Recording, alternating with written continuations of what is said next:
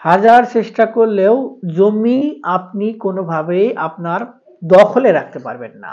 তাই কোনো জমি ক্রয় করার আগে অবশ্যই কিছু বিষয় জেনে বুঝে সাবধান হয়ে তারপর জমি ক্রয় করার জন্য আইন স্পেসিফিকভাবে নির্দেশনা প্রদান করছে।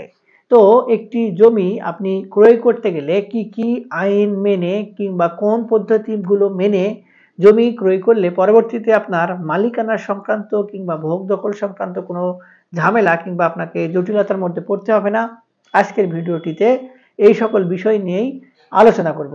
তো ভিডিওর বিষয়বস্তু বুঝতে গেলে ভিডিওটি বরাবরের মতো মনোযোগ সহকারে দেখতে হবে। আর ভিডিওটি দেখার পর ভালো লেগে থাকলে আরও কোনো ভিডিও দেখার আগ্রহ জন্মালে আমাদের চ্যানেলটি সাবস্ক্রাইব করে রাখতে পারেন। আর যদি আপনি আমাদের ভিডিওগুলো নিয়মিত দেখে থাকেন তাহলে বরাবরের মতো লাইক কমেন্ট শেয়ার করে আমাদেরকে অনুপ্রেরণা দিবেন। একটি জমি মানুষ অনেক স্বপ্ন নিয়ে ক্রয় করে।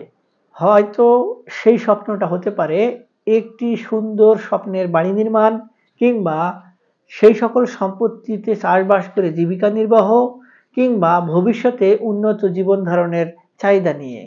এখন সম্পত্তি ক্রয় কিন্তু এমনি হয় না, কিছু স্বার্থ আদান প্রদান হয়, হয় অর্থ আদান প্রদান কিংবা সম্পর্ক আদান প্রদান।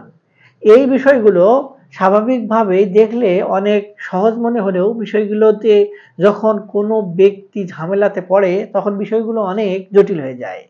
এই জটিলতাগুলো কাটানোর জন্য আইন কিন্তু স্পেসিফিকভাবে কিছু নির্দেশনা প্রদান করছেন। এখন এই নির্দেশনাগুলো কি আমরা একটু পরেই সেগুলো নিয়ে বিস্তারিত আলোচনা করব। তবে তার আগে আমাদেরকে জানতে হবে আসলে ঝামেলাগুলো কেমন এবং কি ধরনের হতে পারে। ধরুন আপনি একজন ব্যক্তির কাছ থেকে একটি সম্পত্তি ক্রয় করার জন্য চিন্তা ভাবনা করছেন। সেই সম্পত্তিটির মালিক আপনাকে সেই সকল সম্পত্তির যত সুযোগ সুবিধা আপনি গ্রহণ করতে পারবেন সকল কিছু বোঝাচ্ছেন, আপনিও দেখছেন, তার কথা সত্য। আপনি তার কাছ থেকে কিছু ডকুমেন্ট দেখে সম্পত্তি ক্রয় করার চিন্তা ভাবনা করলেন এবং সম্পত্তি ক্রয় করলেন। পরবর্তীতে ওই সকল সম্পত্তিতে অন্য একজন ব্যক্তি এসে বলে এই সম্পত্তি তো আমাদের, আপনি যার কাছ থেকে সম্পত্তি ক্রয় করেছেন তিনি ভুয়া মালিক, জবরদখলকারী, আপনি কিভাবে সেই সকল সম্পত্তি ক্রয় করলেন। পরবর্তীতে আপনি যখন সেই সকল সম্পত্তির অনুকূলে ডকুমেন্ট যাচাই বাছাই করতে গেলেন, দেখলেন আসলে সেই ব্যক্তি যে দলিল দেখে আপনাকে সম্পত্তি বিক্রয় করেছে সেই দলিলটি ভুয়া এবং ওই দলিলের আগের যে মালিক সেই মালিকের কোনো হদিস নেই।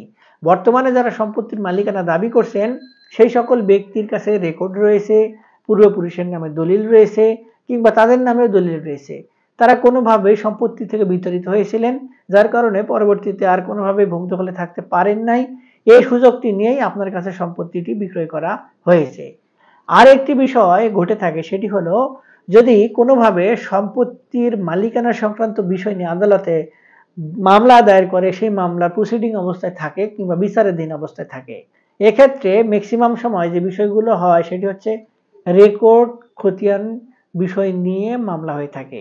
অর্থাৎ একজন ব্যক্তি সম্পত্তির মালিকানা ঠিক একজন ব্যক্তির কাছ থেকেই ক্রয় করেছেন, তার কাছে দলিলও তৈরি করে দেওয়া হয়েছে কিন্তু তিনি কোনোভাবে নামজারি করে রেকর্ড খতিয়ান সংশোধন করেন নাই। এখন যে ব্যক্তির কাছ থেকে সম্পত্তি ক্রয় করেছেন ওই ব্যক্তি মৃত্যুবরণ করেছেন, তারপরে যে সন্তানেরা কিংবা ওয়ারিশরা রয়েছে তারা এসে দেখলেন তাদের পূর্বপুরুষের নামে এখনো রেকর্ড খতিয়ান রয়েছে কিন্তু সম্পত্তি ভোগ দখল করছেন অন্য একজন ব্যক্তি। তেনারা কিন্তু আদালতে গিয়ে ঠিকই মামলা ঠুকে দেয় যে এই সকল সম্পত্তির মালিক আমরা, যারা ভোগ দখল করছে তারা ভুয়া মালিক, তাদের যে ডকুমেন্ট সেগুলো ভুয়া। তাহলেও কিন্তু দেখা যায় যে বিপদে পড়ার সম্ভাবনা থাকে। আর একটি ব্যাপার কমনলি আমাদের মাঝে ঘটে, সেটি হলো ওয়ারিশান সম্পত্তি নিয়ে বিভিন্নভাবে বিভিন্ন দিক থেকে সমস্যা হওয়ার সুযোগ থাকে।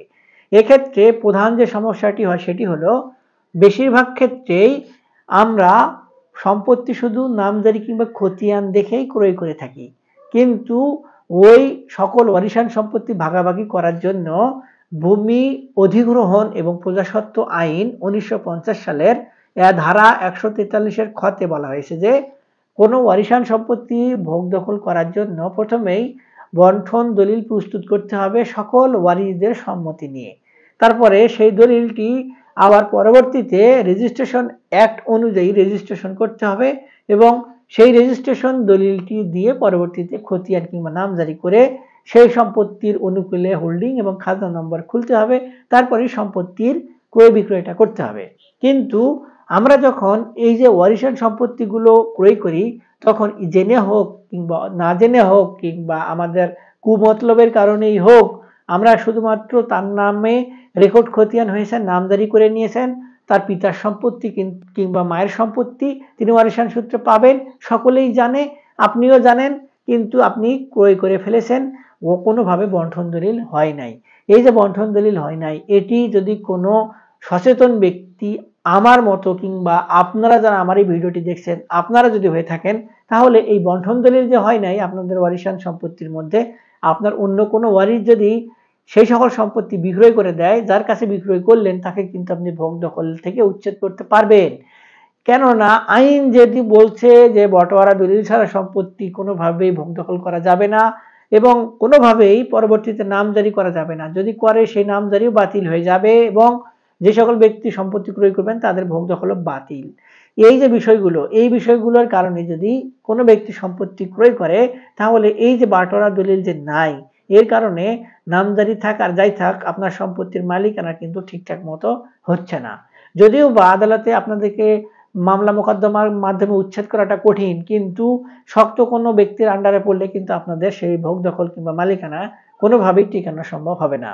এই যে ব্যাপার, এই ব্যাপারগুলোই কিন্তু সচরাচর আমাদের সামনে পিছনে ডানে বামে পরিচিত অপরিচিত যে কোনো জায়গায় ঘটতেছে।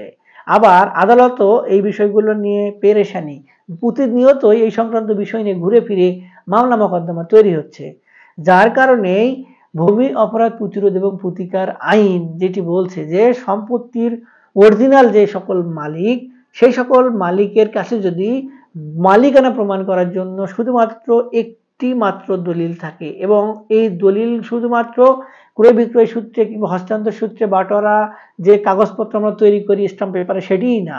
দলিল বলা হচ্ছে যে খতিয়ানও হতে পারে, কোনো কোনো ক্ষেত্রে ম্যাপও হতে পারে, কোনো কোনো ক্ষেত্রে শুধুমাত্র খাজনা প্রদানের যে রসিদ সেটিকেও দলিল হিসেবে অবহিত করার সুযোগ রয়েছে। এবং বলা হচ্ছে যে যে সকল সম্পত্তি কোনো মালিকানা হস্তান্তর ছাড়াই কোনো ব্যক্তি ভোগ দখল করছে এবং সে যদি 100 বছরও ভোগ দখল হয়, তাহলে সেই ভোগ দখল কোনোভাবেই তার টিকে থাকবে না। যদি অরিজিনাল মালিক থাকে তাহলে অরিজিনাল মালিকের কাছে সম্পত্তি হস্তান্তর করে দেয়া হবে। এক্ষেত্রে তামাদি আইনের 28 ধারাকেও অনেক ক্ষেত্রে এখানে রহিতকরণ করা হচ্ছে এবং বলা হচ্ছে যে তামাদির 28 ধারার মেয়াদে যদি সম্পত্তির মালিকানা কেউ দাবি করে বসে ভোগ দখল সূত্রে, তাহলেও তার মালিকানা টেকার কোনো সুযোগ নেই। আর যদি এই যে বিষয়গুলো বললাম এতক্ষণ ধরে, এই বিষয়গুলো জেনে কিংবা না জেনে কোনো ব্যক্তি সম্পত্তি ক্রয় করে, তাহলে তার কোনোভাবেই সম্পত্তির যে ক্রয় সূত্রে মালিকানা, সেই মালিকানা টিকে থাকার কোনো সুযোগ নেই, আইন অনুযায়ী নেই। যদিও বা আমাদের আদালতগুলো নিয়ে একটি প্রোপাগান্ডা রয়েছে যে আদালতে যদি কোনো ব্যক্তি সম্পত্তির মালিকানা সংক্রান্ত বিষয় নিয়ে মোকদ্দমা দায়ের করে, তাহলে ওই সকল সম্পত্তির যে মূল্যমান তার থেকে দ্বিগুণ পরিমাণে অর্থ চলে যায়, তারপরে সম্পত্তির অনুকূলে মামলাগুলো শেষ হয় না।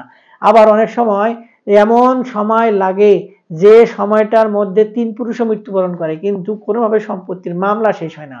এই যে ব্যাপারগুলো, এই ব্যাপারগুলোর কারণেও অনেকেই কিন্তু এই যে দুর্বলতাগুলো, এই দুর্বলতাগুলোর সুযোগ নিয়ে সম্পত্তি ক্রয় করে নির্বিঘ্নে ভোগ দখল করছে। কিন্তু এই যে সমস্যা, এই সমস্যাগুলো সমাধান করার জন্যই কিন্তু এই ভূমি অপরাধ প্রতিরোধ এবং প্রতিকার আইন 2023 বাস্তবায়ন করা হয়েছে। এখন শুধু দেখার অপেক্ষা যে এই আইনের এত যে সুফল পাবার কথা বলা হচ্ছে, সেটি কবে নাগাদ কার্যকর হয় এবং কবে নাগাদ এটির সুফল জনগণ পায়। আর আপনারা যারা এই যে বিষয়গুলো না জেনে না বুঝে তড়িঘড়ি করে রাতের আধারে সম্পত্তি ক্রয় করেছেন, তাদেরকে এই সকল সম্পত্তির ক্রয় কিংবা বিক্রয় থেকে উভয়কেই সাবধান থাকতে বলা হয়েছে। যদি এই বিষয়গুলো জেনে বুঝে কিংবা না জেনে কোনো ব্যক্তি সম্পত্তি ক্রয় করে এবং পরবর্তীতে বিষয়গুলো আদালত পর্যন্ত গড়ায়, তাহলে ভূমি অপরাধ প্রতিরোধ এবং প্রতিকার আইন বলছে যে সর্বনিম্ন 2 বছর থেকে সর্বোচ্চ 7 বছর পর্যন্ত কারাদণ্ডের ব্যবস্থাও কিন্তু এই সকল ব্যক্তির করার সুযোগ রয়েছে। তো ভিউয়ার্স, আপনারা যারা আমার এই ভিডিওটি প্রথম থেকে শেষ পর্যন্ত দেখলেন, তারা কিছুটা হলেও বুঝতে পেরেছেন যে কোন কারণগুলোর কারণে সম্পত্তি ক্রয় করলে সম্পত্তির ক্রয় সূত্রে যে মালিকানা, সেটি কোনোভাবেই টিকিয়ে রাখার সুযোগ নেই। আইনগতভাবে আপনি সম্পত্তির বৈধ মালিক কোনোভাবেই অর্জন হতে পারবেন না। তারপরে যদি এই সংক্রান্ত বিষয় নিয়ে আপনাদের কোনো সমস্যা থাকে কিংবা জানার থাকে, তাহলে আমাদের ভিডিওর নিচে কমেন্ট বক্স রয়েছে, সেখানে কমেন্টস করুন। আমরা আপনাদের সমস্যা অনুযায়ী প্রশ্নের উত্তর দেওয়ার চেষ্টা করব। আজকে এই পর্যন্তই, দেখা হবে সামনে নতুন কোনো ভিডিওতে। ততদিন পর্যন্ত ভালো থাকবেন, ধন্যবাদ।